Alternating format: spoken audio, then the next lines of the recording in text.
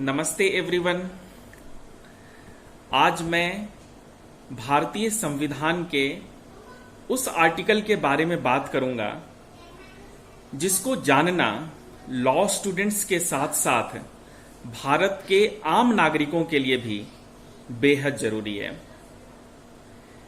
क्या आपको पता है कि एक बुजुर्ग को, एक सीनियर सिटीजन को अगर स्टेट पेंशन नहीं दे रही है और पेंशन उसका लीगल राइट है तो वो डायरेक्टली हाई कोर्ट में पिटीशन फाइल कर सकता है? क्या आपको पता है अगर एक व्यक्ति जिसको इलीगली डिटेन किया गया हो, रॉन्गफुली डिटेन किया गया हो, पुलिस के द्वारा इलीगली अरेस्ट किया गया हो या किसी प्राइवेट पर्सन के द्वारा भी उसको इलीगली अरेस्ट करके इलीगली उसको रखा गया हो, कन्फाइन किया गया हो, तो वो सीधा सुप्रीम कोर्ट में पिटीशन फाइल कर सकता है।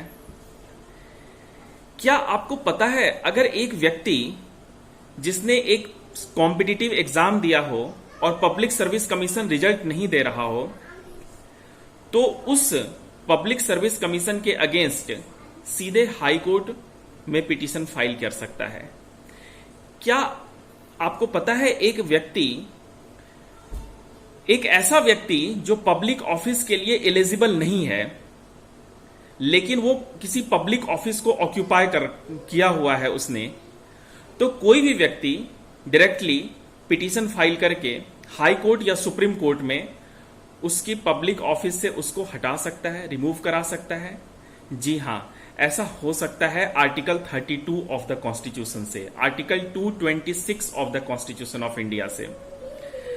आइए बात करते हैं writ of habeas corpus, writ of mandamus, writ of quo warranto, writ of prohibition and writ of certiorari. ये 5 रिट के बारे में। इन 5 रिट्स को जानना बेहद महत्वपूर्ण है और इन 5 रिट्स को मैं कोशिश करूंगा कि आसान शब्दों में आपको मैं बताऊं। संक्षेप में अगर मैं कहूं तो writ of habeas corpus against illegal detention, गलत तरीके से किसी को अगर रखा गया हो, अरेस्ट किया गया हो तो उसके against writ of habeas corpus है।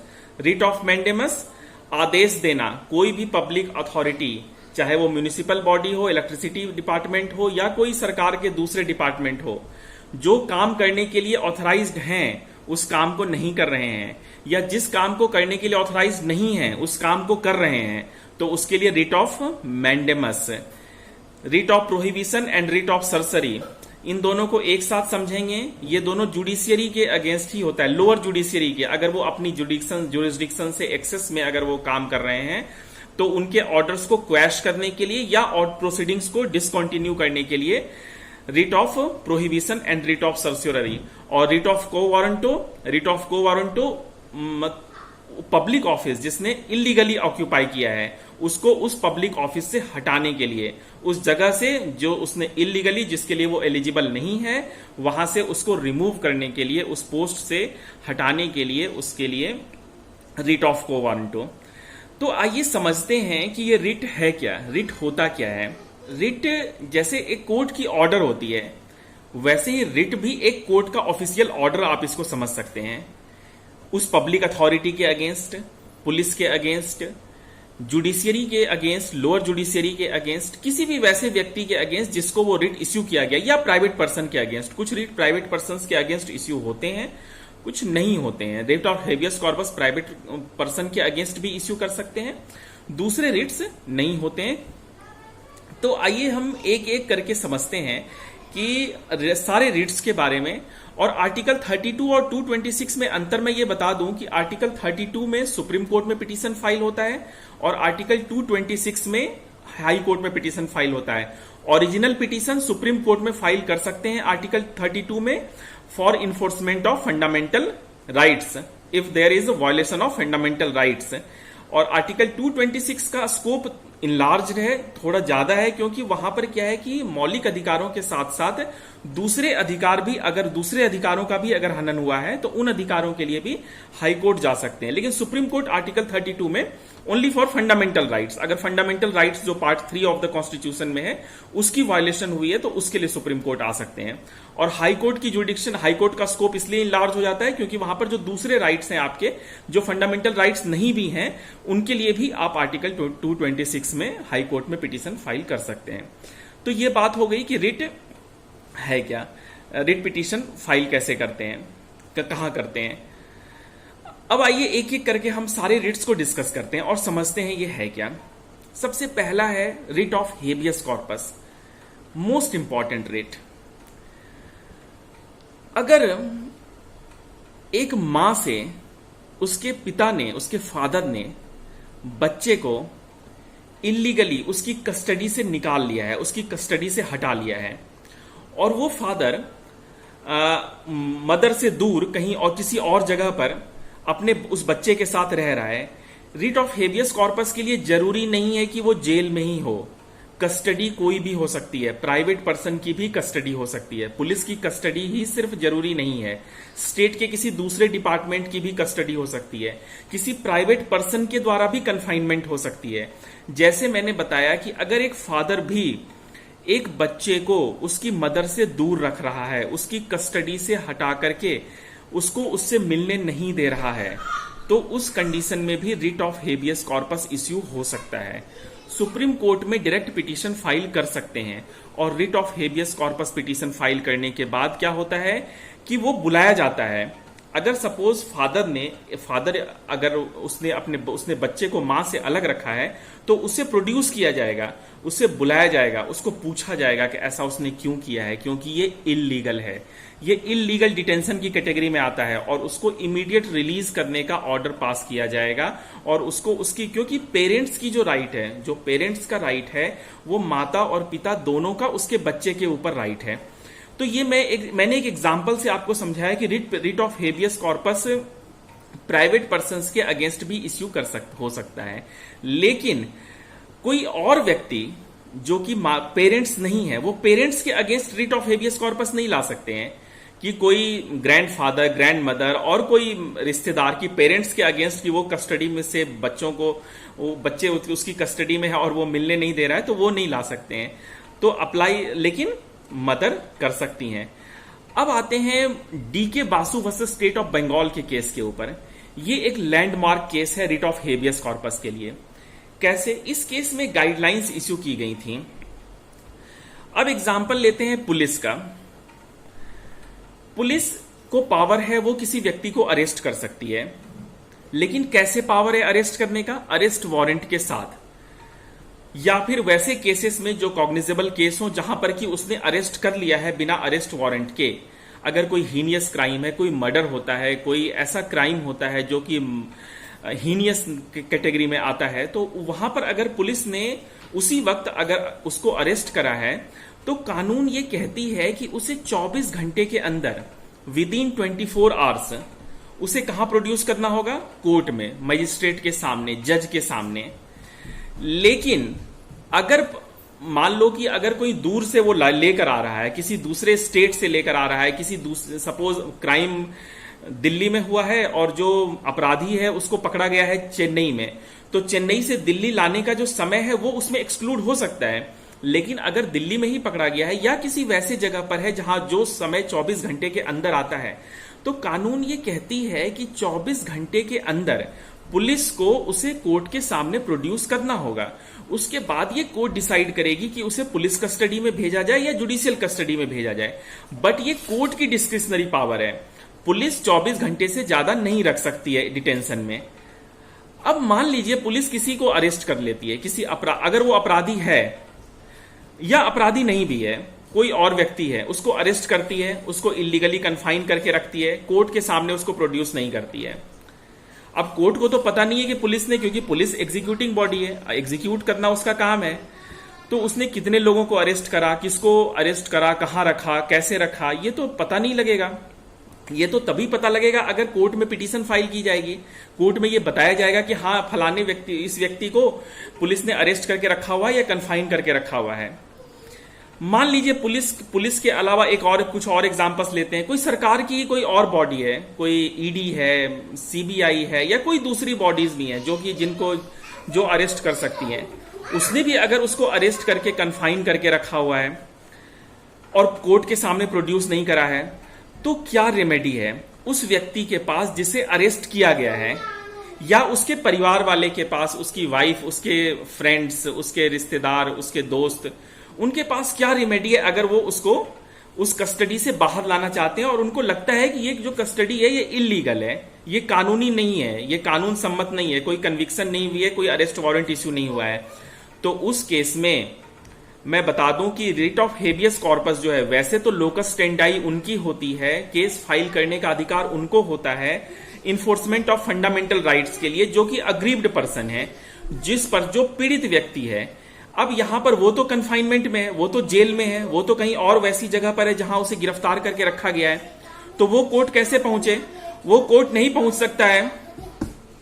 तो उस केस में जो उसका बेटा अगर है, उसकी पत्नी है, उसके बच्चे हैं, वो भी उस केस में कोर्ट में डायरेक्टली सुप्रीम कोर्ट में पिटीशन फाइल कर सकते हैं, उसको उस कस्टडी से छुड़ाने के लिए। उस कस्टडी से कैसे कर सकते हैं?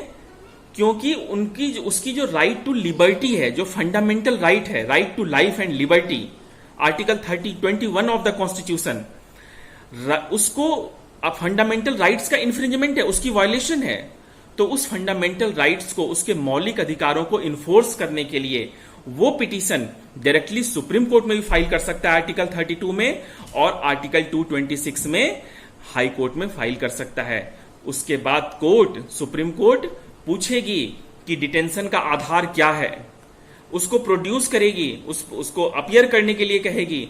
अगर उसके बाद अगर कोर्ट को लगता है कि ये आधारहीन है, जो अरेस्ट किया गया है इसका कोई आधार नहीं है, ये इलीगल है, तो उसको इमीडिएटली उसको रिलीज करने के लिए कहेगी।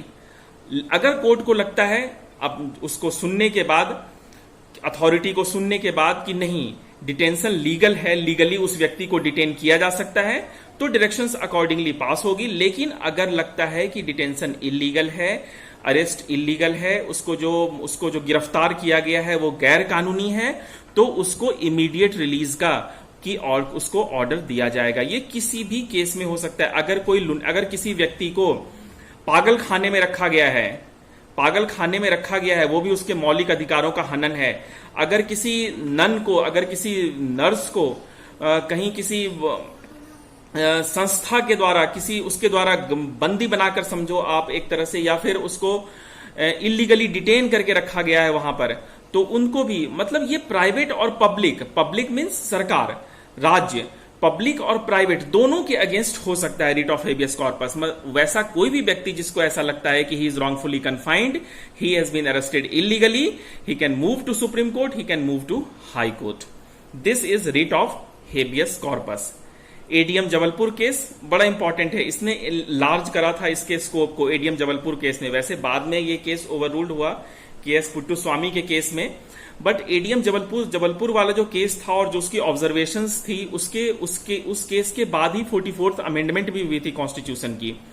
उसने रिट ऑफ हेबियस कॉर्पस के स्कोप को और भी ज्यादा इनलार्ज कर दिया। और D K Basu versus state of Bengal के केस में जस्टिस टीएस ठाकुर ने गाइडलाइंस इश्यू करी, जिस गाइडलाइंस को फॉलो करना मैंडेटरी है भारत की सभी राज्यों को, पुलिस को और सभी संस्थाओं को। तो ये था रिट ऑफ हेबियस कॉर्पस। अब आते हैं दूसरे रिट के ऊपर, रिट ऑफ मैंडेमस। मैंडेमस का मतलब है आदेश। मैंडेमस कहने से मतलब है कमांड। किसको आदेश?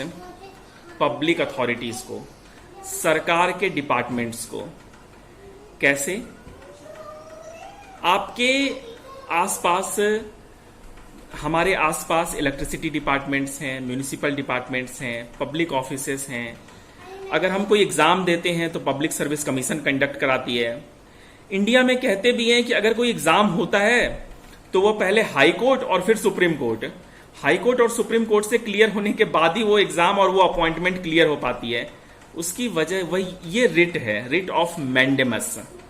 ये रिट ऑफ मैंडेमस की वजह से वो जो कहते हैं ना लोग कि कॉम्पिटिटिव एग्जाम पहले रिजल्ट आने से पहले और रिजल्ट आने के बाद वो रिट फाइल हो रही है, कोर्ट्स में मामला चल रहा है, अपॉइंटमेंट नहीं हुई है, या फिर कई बार क्या होता है कि पब्लिक सर्विस कमीशन रिजल्ट देने में देरी कर देती है, अपॉइंटमेंट इलीगली करा देती है।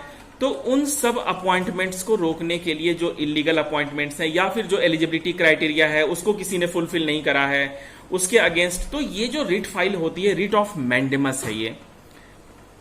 इस रिट में अगर कोर्ट को ये लगता है कि जो अगर किसी को उसके पोस्ट से, अगर सपोज कोई डिपार्टमेंटल इंक्वायरी नहीं हुई, प्रिंसिपल्स ऑफ नेचुरल जस्टिस का वायलेशन हो गया, किसी को उसके पोस्ट से रिमूव कर दिया गया, वहां पर फिर जो उनके अपनी डिपार्टमेंटल इंक्वायरी हुई वहां भी उसको नहीं सुना गया, तो वो कोर्ट आकर वो कहते हैं कि मेरे को इलीगली रिमूव किया गया है सर्विस से, मेरे को रीइंस्टेट किया जाए, मेरे को बैक वेजेस दिए जाएं।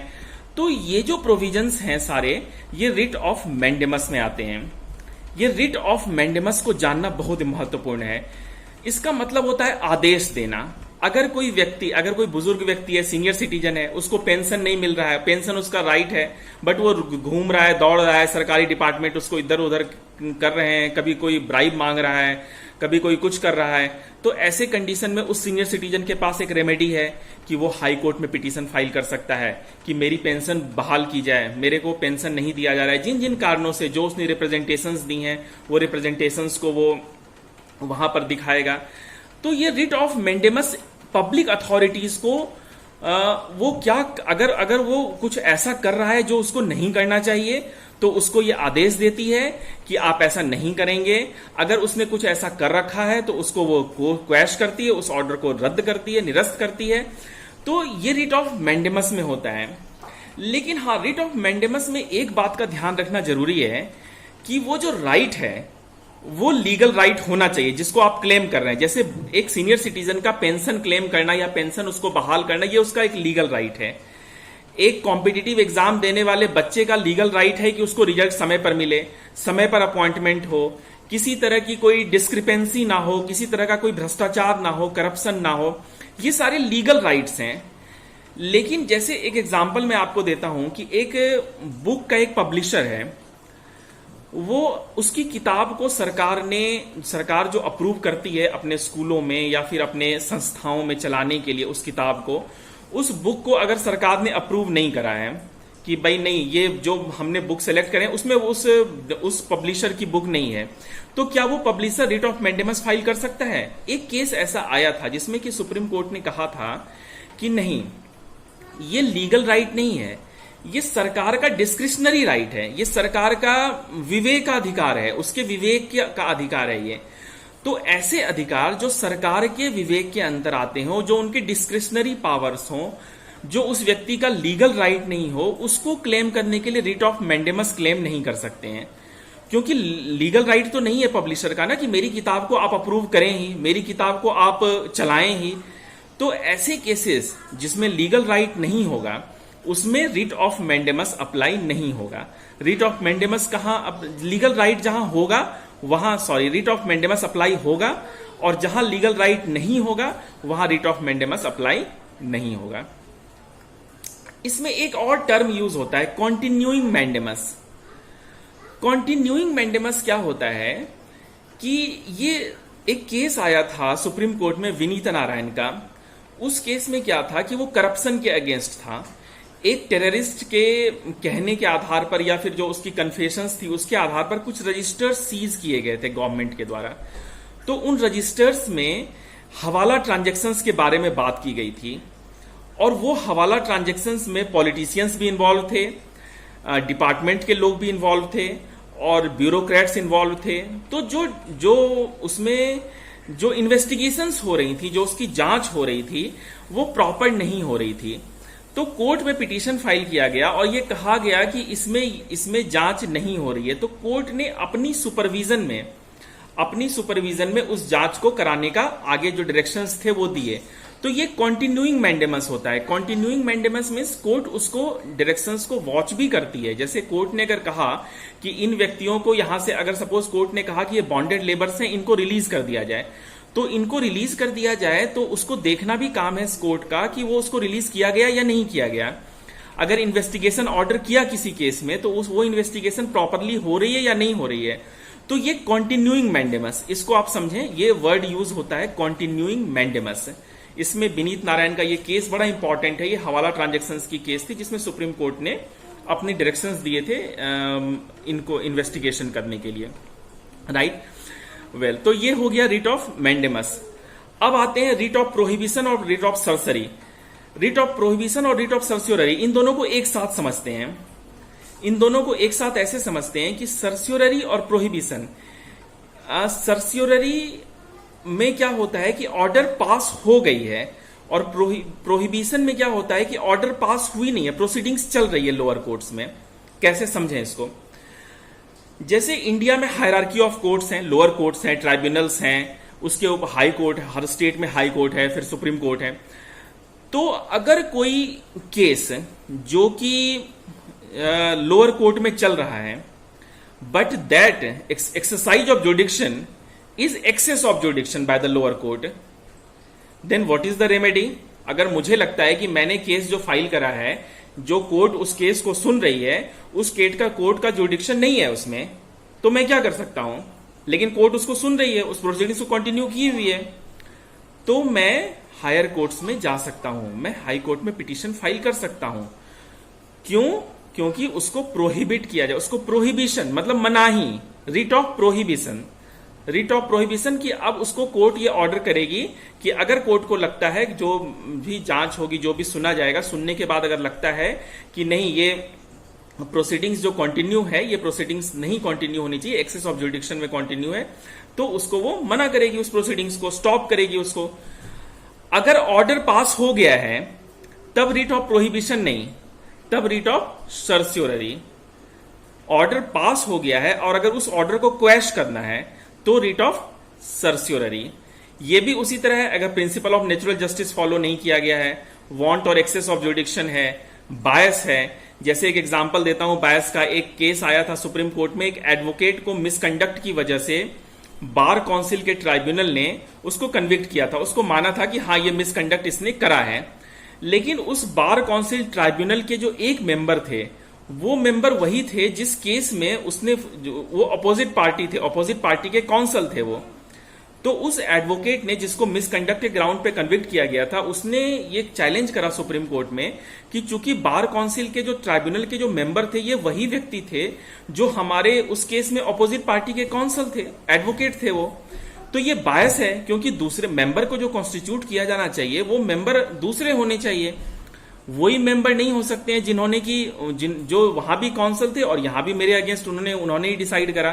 तो सुप्रीम कोर्ट ने इस बात को माना और सुप्रीम कोर्ट ने जो उसकी ट्राइब्यूनल की ऑर्डर थी उसको क्वैश करने का डायरेक्शन दिया, उसको सेट असाइड किया डायरेक्शन को। तो कहने का मतलब है कि कोई भी ऐसे डायरेक्शंस जो कि पास किए गए हों लोअर कोर्ट्स के द्वारा, जो प्रिंसिपल ऑफ नेचुरल जस्टिस के अगेंस्ट हो, जो बायस्ड हो, जो एक्सेस ऑफ जुडिक्शन में हो, तो उन ऑर्डर्स को हायर कोर्ट्स उसको क्वैश कर सकती है, उसको सेट असाइड कर सकती है। उसके लिए हम रिट ऑफ प्रोहिबिशन और रिट ऑफ सर्स्योररी का हम यूज करते हैं। Prohibition during the proceedings and certiorari after judgment is passed, after the order is passed. तो ये हो गया। एंड लास्ट वन, अब आते हैं अंतिम रिट के ऊपर, that is writ of quo warranto. Writ of quo warranto क्या होता है, ये भी बड़ा इंपॉर्टेंट है। अगर कोई पब्लिक ऑफिस पर ऑक्यूपाई कर लेता है, एलिजिबिलिटी क्राइटेरिया फुलफिल नहीं किया है उसने, सपोज एक पोस्ट के ऊपर एलिजिबिलिटी है कि उसको ग्रेजुएट होना चाहिए, अब वो व्यक्ति 10+2 है और वो उसने उस ऑफिस को ऑक्यूपाई किया हुआ है, तो इलीगल है और ये कोई भी फाइल कर सकता है। जो भी कंसर्न्ड पर्सन है वो रिट पिटीशन फाइल कर सकता है कि हाँ ये व्यक्ति एलिजिबल नहीं है, इसने एलिजिबिलिटी क्राइटेरिया फुलफिल नहीं किया है, लेकिन ये इस पब्लिक पोस्ट के ऊपर है, इसको हटाया जाए यहां से। तो इसके लिए जो रिट फाइल करते हैं वो है writ of quo warranto, right. इसको मैं एग्जांपल से आपको बताता हूं। जयललिता के केस में 2001 में क्या हुआ था, जयललिता AIADMK सुप्रीमो तमिलनाडु का केस मैं बता रहा हूं आपको। उस वक्त क्या हुआ था, AIADMK की लैंडस्लाइड विक्ट्री हुई थी इलेक्शन में, और उस इलेक्शन की विक्ट्री के बाद जयललिता को जो उनकी पार्टी के जो इलेक्ट होकर आए थे लोग, उन्होंने उनको मुख्यमंत्री का, चीफ मिनिस्टर के लिए उम्मीदवार उन्होंने इलेक्ट करा, चुना उन्होंने। लेकिन क्या था कि चूंकि जयललिता कन्विक्टेड थी और अपील पेंडिंग थी हाई कोर्ट में और सस्पेंशन ऑफ सेंटेंस के आधार पे वो बाहर थी, तो गवर्नर ने अपॉइंट तो कर दिया जयललिता को, लेकिन मामला सुप्रीम कोर्ट में आ गया कि चूंकि ये कन्विक्टेड हैं, ये चीफ मिनिस्टर के चेयर को होल्ड नहीं कर सकते हैं, ये गलत है। चीफ मिनिस्टर की जो जयललिता का जो चीफ मिनिस्टर बनना है, ये गलत है। तो इसके against writ of quo warranto issue किया जाए, और सुप्रीम कोर्ट ने इस बात को माना और जयललिता को चीफ मिनिस्टर की कुर्सी छोड़नी पड़ी थी, क्योंकि उन्होंने, सुप्रीम कोर्ट ने ये कहा कि ये जो अपॉइंटमेंट, ये जो इलेक्शन है, जो लेजिस्लेटिव बॉडी ने, गवर्नर ने जो चीफ मिनिस्टर बनाया है, ये गलत है। क्यों? ये गैर कानूनी है, क्योंकि कन्विक्टेड हैं, अपील पेंडिंग है, ये बाहर बेल के ऊपर हैं, इनको चार्ज, इनकी जो इन्होंने इलेक्शन फाइट कंटेस्ट करने के लिए जो कॉन्स्टिट्यूएंसीज में जो इन्होंने रिप्रेजेंटेशन दी थी, वो रिप्रेजेंटेशन ऑफ पीपल एक्ट के अंदर उसको हटा दिया गया था। इनको इलेक्शन लड़ने का अधिकार नहीं है, और जब चुनाव लड़ने का अधिकार नहीं है तो ये मुख्यमंत्री भी नहीं बन सकती हैं। तो इस तरह से पब्लिक ऑफिस को ऑक्यूपाई करने वाले किसी वैसे व्यक्ति को जिसने उसको इलीगली ऑक्यूपाई कर रखा हो, उसको हटाने के लिए writ of quo warranto use करते हैं, इश्यू करती है सुप्रीम कोर्ट और हाई कोर्ट। तो ये था ये पांचों रिट की discussion, writ of habeas corpus, writ of mandamus, writ of certiorari, writ of prohibition and writ of quo warranto. उम्मीद है कि आपको अच्छा लगा होगा, और ये जानकारी बेहद जरूरी है, क्योंकि ये अगर हमारे मौलिक अधिकारों का हनन होता है, अगर हमारे फंडामेंटल राइट्स इन्फ्रिंज होते हैं स्टेट के द्वारा, तो हमारा ये राइट है कि हम उसको इन्फोर्स करा सकें सुप्रीम कोर्ट या हाई कोर्ट में डायरेक्ट पिटीशन डाल करके। Thank you for being with us. Thank you so much.